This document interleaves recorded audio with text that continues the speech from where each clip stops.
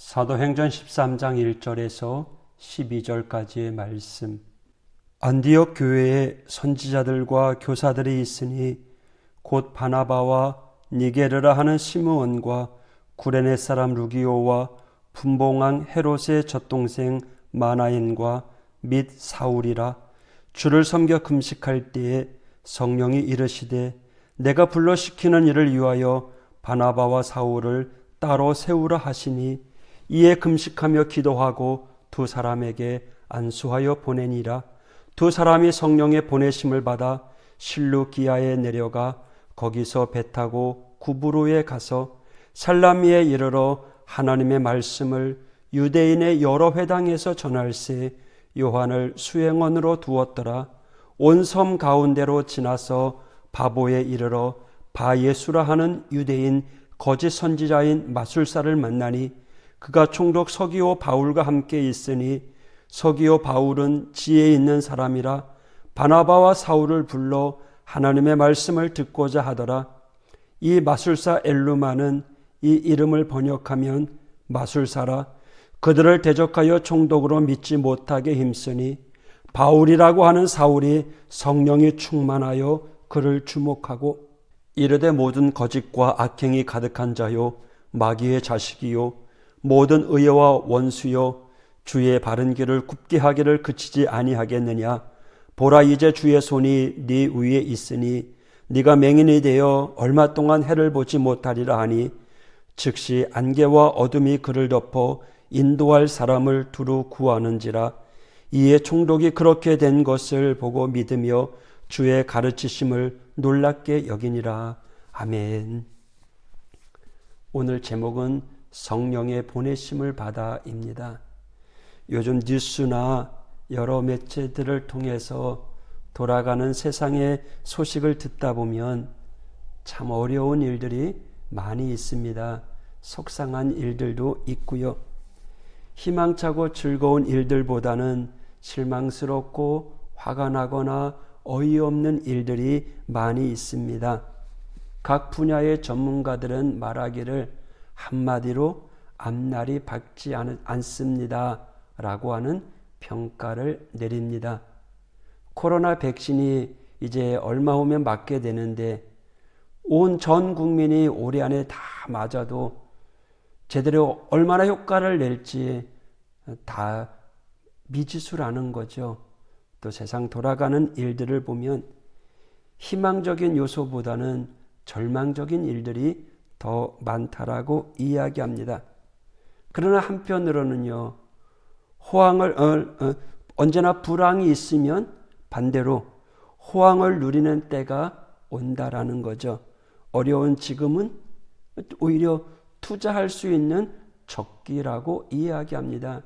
그래서 많은 사람들이 부동산에 투자하고 또 주식에 투자해서 지금 코스피라는 게 3,000을 넘어 엄청나게 올랐다라고 이야기합니다.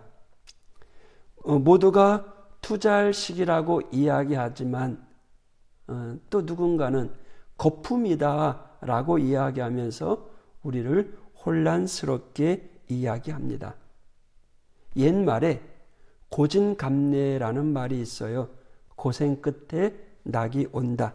성경에도요, 노아의 홍수 때 하나님께서는 다시는 사람으로 말미암아 땅을 저주하지 않으리라 라고 말씀하시면서요, 창세기 8장 22절에 보면 땅이 있을 동안에는 심음과 거둠과 추위와 더위와 여름과 겨울과 낮과 밤이 쉬지 아니하리라 라고 하는 말씀이 있습니다. 즉 밤이 오면 또 낮이 온다는 거죠. 또 때가 바뀌면 또 다른 순간이 온다라는 거죠. 우리는 그 시련 가운데 있지만 그러나 하나님께서 함께 하셔서 선을 이루게 될 줄 믿습니다. 사도행전 교회가 그런 교회들이었습니다. 수많은 핍박이 있었지만 그 핍박을 견디어냈을 때 하나님의 놀라운 성령의 역사가 그들 가운데 임하게 되었습니다. 안디옥 교회도 마찬가지였습니다. 순교와 핍박의 시련을 통해 세워졌고 많은 어려움을 통하여 이방 선교에 전초기지 역할을 감당하게 됩니다. 그리고 오늘 말씀에 지금 바나바와 사울을 세워 파송하면서 그들을 위하여 금식하고 기도하고 안수하며 전도 여행을 보내게 됩니다.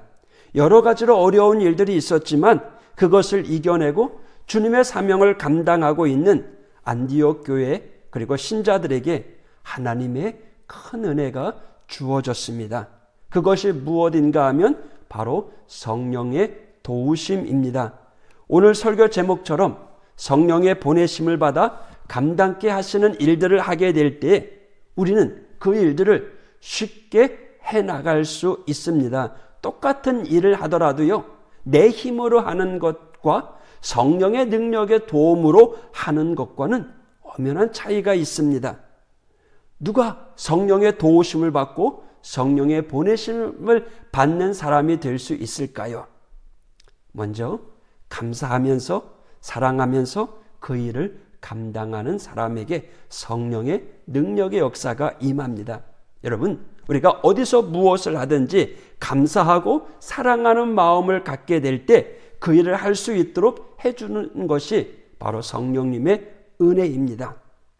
아무리 위대한 일을 한다고 할지라도요, 감사하지 아니하고 사랑하지 아니하면 그 일은 쉽게 지쳐버립니다.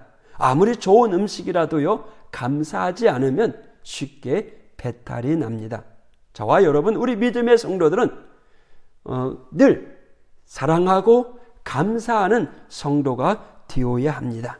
뿐만 아니라 성령의 인도하심을 받은 사람은 사명을 감당하며 그 일을 하게 됩니다. 오늘 본문 4절에 보니까 바나바와 사울 성령의 보내심을 받아서 어디로 갑니까? 실루기아로 내려가 거기서 배를 타고 그브로로 가서 하나님의 말씀을 전합니다. 또 바보라고 하는 지역에 이르러 거짓 선지자들, 마술사를 만나며 그들을 대적하면서 힘든 일을 겪게 되지만 성령의 충만함으로 그 일들을 잘 감당합니다. 그들에게는 분명한 목표와 확신이 있었기 때문에 그 일들이 가능한 일들입니다. 여러분, 우리의 삶 가운데 하나님의 사람이라고 하는, 또 우리가 교회 세움, 사도행전 교회를 세우고 팬데믹을 이겨야 된다라고 하는 사명의식을 가져야 그 일이 가능하다라는 거죠. 비록 코로나로 인해서 함께 교회에 예배 드리지 못하고 또 주중에 사역이 올 수도 된다고 할지라도요, 여러분 교회를 위해서 기도해 주시기 바랍니다. 교회가 흔들리지 아니하고 든든히 세워가게 해달라고 여러분에게는 기도할 사명이 있습니다. 그것을 구해야 됩니다. 하오 교회가 사명 감당하는 교회, 이 땅에 많은 사람들에게 복음을 전하고 교회가 교회되게 하는 일에 쓰임받게 해달라고 여러분 기도하는 사명의 사람이 되시기를 바랍니다. 또 하나 말씀드리면 성령의 보내심을 받는 사람은요, 성령의 부르심에 귀를 기울이는 사람입니다. 내 원하는 대로, 내가 하고 싶은 대로 목적을 세워나가는 것이 아니라 하나님의 뜻을 이루어가면서 하나님이 원하는 일을 하기 위해서 세움을 받고 쓰임을 받는 성도가 되어야 된다는 거죠.